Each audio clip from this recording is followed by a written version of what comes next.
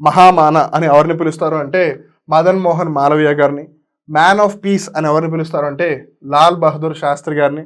మన భారతదేశానికి 2వ ప్రధానమంత్రి ఆయన.